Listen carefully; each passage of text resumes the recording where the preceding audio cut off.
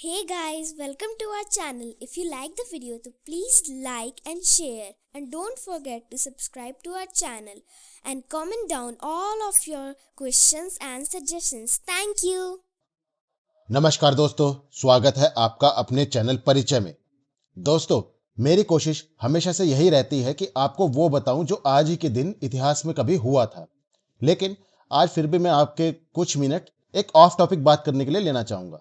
दोस्तों, हम सभी मूवीज देखते हैं, फिल्में देखते हैं और उन्हें पसंद भी करते हैं। इसमें हर किसी का एक टेस्ट अलग हो सकता है। जैसे कि देखिए, मैं बॉलीवुड की मूवीज देखता नहीं। लगभग 15 सालों से मैंने बॉलीवुड की मूवीज देखना बंद कर दिया है। इसके पीछे कारण है कि एक तो स्टोरीज अच्छी नहीं होती और अधिकतर वो हॉलीवुड की मूवीज या बाहर की किसी मूवीज को कॉपी करके ही अपनी स्क्रिप्ट लिखते हैं। तो इसलिए मुझे बॉलीवुड की मूवीज अब ज्यादा पसंद आती नहीं है। हाँ, मैं कभी कभी साउथ इंडियन मूवीज देखना जरूर पसंद करता हूँ, क्योंकि ब्रेनलेस एक्शन और कुछ ज्यादा दिमाग पर जोर नहीं डालना पड़ता उन्हें देखने के लिए। इसके अलावा मैं हॉलीवुड की मूवीज देखना भी बहुत ज्यादा पसंद करता हूँ, पर सबसे ज्यादा मुझे पसंद है कोरियन मूवीज देखना। उनकी स्टोरीज, एक्टिंग और जो कहानी कहने का एक तरीका है, उसको कोई मैच ही नहीं कर सकता। तो दोस्तों, मैं मूवीज की बात इसलिए कर रहा हूं क्योंकि अक्सर आपने देखा होगा कि मूवीज रियल लाइफ स्टोरी से ही ली जाती हैं। चाहे वो एस्पेनाज थ्रिलर्स हो, मर्डर मिस्ट्री हो या लव स्टोरीज हो। मुझे ऐसा लगता है कि सभी मूवीज किसी ना किसी सच्ची घटना के ऊपर ही आधारित होती हैं। कई बार मूवीज में आपने देखा होगा कि असैसिनेशन अटेम्प्ट्स होते हैं। जैसे कि काफी पुरानी मूवीज भी होती थी, उसमें कोई राजकुमार होता था, उसको मारने के लिए एक मंत्री कोशिश करता था और उसी राजघराने में से कोई आदमी उस राजकुमार को बचा कर ले जाता था, जो कि बड़ा होकर अपने परिवार का बदला लेता था। कुछ इसी तरीके की कहानी कुछ साल पहले बाहुबली मूवी में भी देखने को मिली थी। तो मैं आपको एक ऐसी घटना के बारे में बताना चाहता हूं जो कि 11 अप्रैल 1955 को आज ही के दिन घटित हुई थी, और इस घटना के कारण ही शायद आगे चलकर R&AW यानी कि रिसर्च एंड एनालिसिस विंग, जिसको कि हम रॉ भी कहते हैं, उसका जन्म हुआ था।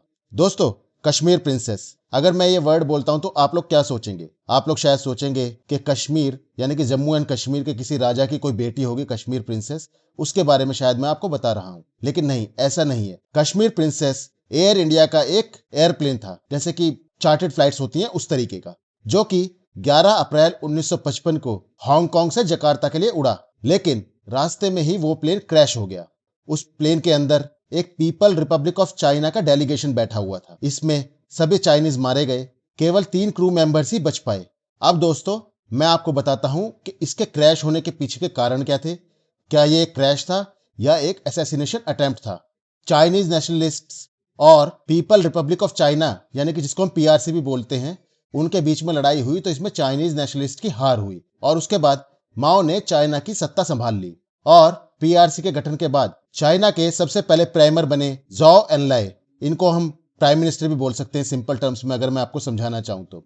उस दिन 11 अप्रैल 1955 को ज़ाओ एनलाई हांगकांग से अपने एक डेलीगेशन के साथ बैंडोंग कॉन्फ्रेंस में शामिल होने के लिए इंडोनेशिया जा रहे थे। लेकिन एक अपेंडिक्स का ऑपरेशन उनका हुआ था कुछ दिनों पहले, जिसकी वजह से वो फ्लाइट पकड़ने में नाकामयाब रहे। उनके अलावा जो पूरा डेलीगेशन था, जिसमें कि 11 चाइनीज लोग शामिल थे, उन्होंने वो फ्लाइट पकड़ी और वो फ्लाइट हांगकांग से टेक ऑफ हो गई। लेकिन रास्ते में ही इंडोनेशियन वाटर्स के ऊपर उस फ्लाइट में एकदम से धमाका होता है और वो फ्लाइट क्रैश होकर समुद्र में गिर जाती है, जिसमें कि सभी 11 के 11 चाइनीज लोग मारे जाते हैं। और जैसा कि मैंने आपको बताया, सिर्फ 3 क्रू मेंबर्स ही बचते हैं। अब ये जो प्राइम मिनिस्टर थे ज़ाओ एनलाई, ये लकी थे या इनको ऐसी किसी कॉन्स्पिरेसी के बारे में पता था, इसके बारे में आज तक कुछ भी स्पष्ट नहीं है। ऐसा कहा जाता है कि इस प्लेन को ज़ाओ एनलाई को मारने के लिए ही टाइम बॉम्ब से उड़ाया गया था। कुछ लोगों का यह भी कहना है कि ज़ाओ एनलाई को इसके बारे में पहले से ही पता चल गया था, उनका कोई ऑपरेशन नहीं हुआ था, लेकिन क्योंकि उनको इस कॉन्स्पिरेसी के बारे में पता चल गया था, तो उन्होंने जानबूझकर इस फ्लाइट को नहीं पकड़ा ताकि किसी को शक ना हो। उन्होंने अपना पूरा डेलीगेशन भेज दिया, सिर्फ अपने आप ही पीछे रुक गए।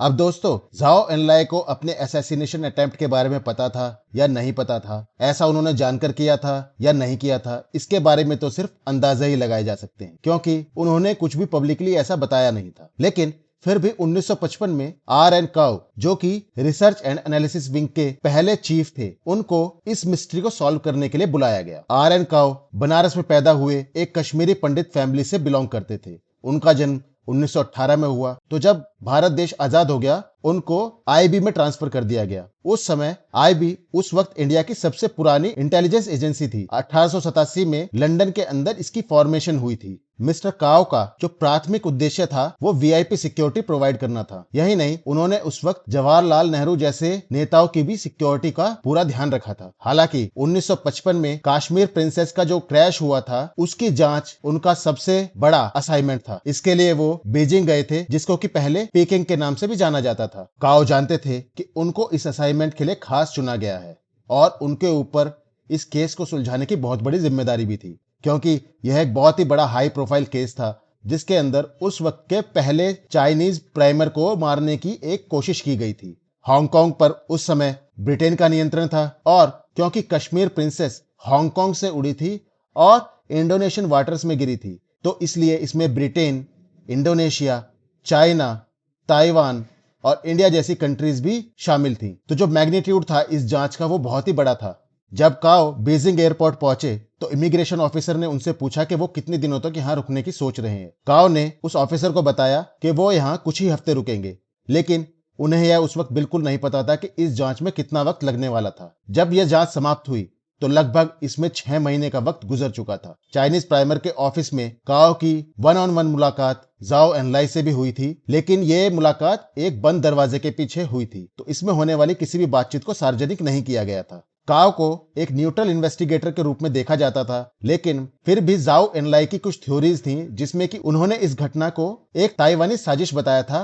असाइनमेंट लेते वक्त काओ को यह बिल्कुल भी नहीं पता था कि वो एक इंटरनेशनल पॉलिटिक्स में फंस जाएंगे जिसमें कि चाइना, हांगकांग, ब्रिटेन सभी कोई शामिल होंगे। अगले कुछ महीने तक काओ चाइनीज, हांगकांग और ब्रिटिश पुलिस के साथ काम करते रहे और इस कॉन्स्पिरेसी की गुत्थी को सुलझाने का पूरा प्रयास करते रहे। इन्वेस्टिगेशन करने के लिए उन्हें सिंगापुर, इंडोनेशिया, फिलीपींस, हांगकांग और चाइना भी जाना पड़ा, क्योंकि भारत की गिनती हमेशा से ही कुछ ऐसे देशों के रूप में हुई है जो कि तटस्थ रहते हैं, इसलिए उनको इस जांच को करने में कोई ज्यादा मुश्किल का सामना नहीं करना पड़ा। उनको सभी देशों ने अपने यहाँ आने और जाने की पूरी छूट दे रखी थी। काओ इस घटना की जांच कर रहे थे, लेकिन उन्हें अंदाजा नहीं था कि आगे चलकर यही एक घटना रिसर्च एंड एनालिसिस विंग यानी कि रॉ के फॉर्मेशन को लेके एक इंस्ट्रूमेंटल घटना के रूप में सामने आएगी। इस पूरी जांच के दौरान विदेशी धरती पर काओ अकेले थे। खाना बिल्कुल अलग था, लैंग्वेज बिल्कुल अलग थी, कल्चर और ट्रेडिशन भी बिल्कुल अलग था। यही नहीं,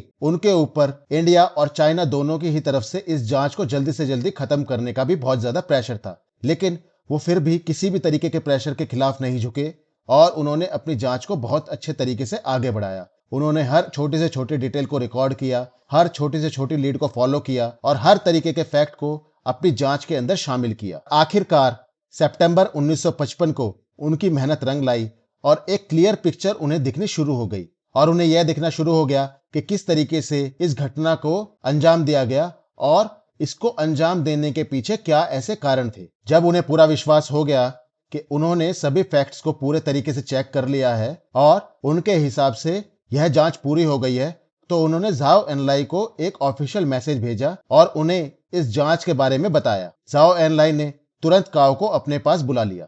एक डिटेल्ड ब्रीफिंग के दौरान काओ ने जाओ एनलाई को बताया कि किस तरीके से जो इन्वेस्टिगेशन उन्होंने किया उससे वो चाओ चू तक पहुंचे, जो कि एक ताइवानीज नेशनलिस्ट था और उस वक्त हांगकांग एयरक्राफ्ट इंजीनियरिंग कंपनी में ग्राउंड मेंटेनेंस क्रू के रूप में काम करता था। चू ने ही बहुत सारे पैसे के लालच में आकर कश्मीर प्रिंसेस के अंदर एक टाइम बॉम्ब फिट कर दिया था। उसे कुल मिलाकर 6 लाख हांगकांग डॉलर्स देने का वादा किया गया था। इस पूरी जो घटना थी इसके पीछे का मास्टरमाइंड था चियांग काई शेक, जो उस वक्त की चाइनीज नेशनलिस्ट पार्टी से बिलोंग करता था और बाद में आगे चलकर इसी चियांग काई शेक ने ताइवान के ऊपर भी राज किया था। काई शेक जाओ एनलाई को मारने की पूरी प्लानिंग एंड प्लॉटिंग कर रहे थे। जैसे ही उन्हें पता चला कि जाओ एनलाई एक चार्टर्ड फ्लाइट से हांगकांग से बैंडंग कॉन्फ्रेंस के लिए जकार्ता जा रहे थे, तो उन्होंने इस मौके का फायदा उठाने का सोचा और चाओ चू को बॉम्ब लगाने के लिए तैयार कर लिया।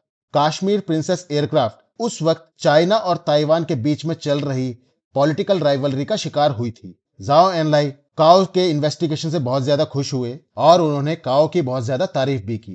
दिसंबर 1955 में आखिरकार काओ वापस भारत आ गए और आगे चलकर RAW यानी कि रॉ के पहले चीफ भी बने। तो दोस्तों, यह थी घटना कश्मीर प्रिंसेस में हुए एक ब्लास्ट और उसके क्रैश के बारे में। आगे चलकर इसी एक छोटी सी घटना की वजह से हमारे देश की एजेंसी रॉ का जन्म हुआ। अक्सर आपने मूवीज में ही इस तरह के असैसिनेशन प्लॉट्स होते हुए देखे होंगे, लेकिन अब आपको या मुझे भी यह अंदाजा हो रहा है कि मूवीज जो होती हैं वो सच में ही रियल लाइफ इंसिडेंट्स के ऊपर बनी होती हैं, और सारी जो स्टोरीज होती हैं, जो सारी रिसर्च होती है, वो रियल लाइफ स्टोरीज के ऊपर ही बेस्ड होती है। और इससे हमें यह भी पता चलता है कि कई बार किस तरीके से दो देशों के बीच होने वाली पॉलिटिकल राइवलरी के बीच में अन्य देश भी फंस जाते हैं, और यहाँ चाइना और ताइवान के बीच की पॉलिटिकल राइवलरी में इंडिया बीच में फंस गया। लेकिन RN काओ जैसे एक बहुत ही अच्छे अफसर ने एक बहुत अच्छा इन्वेस्टिगेशन किया, और उसकी वजह से दूध का दूध और पानी का पानी हो गया। तो दोस्तों, यह था मेरा आज का वीडियो कश्मीर प्रिंसेस फ्लाइट के बारे में। उम्मीद करता हूं कि आपको मेरा यह वीडियो पसंद आएगा। अगर आपको मेरा कंटेंट पसंद आ रहा है तो प्लीज लाइक, शेयर और सब्सक्राइब करना ना भूलें। कल फिर एक नया वीडियो लेकर आप सबसे मिलता हूं। तब तक के लिए धन्यवाद। Thank you very much.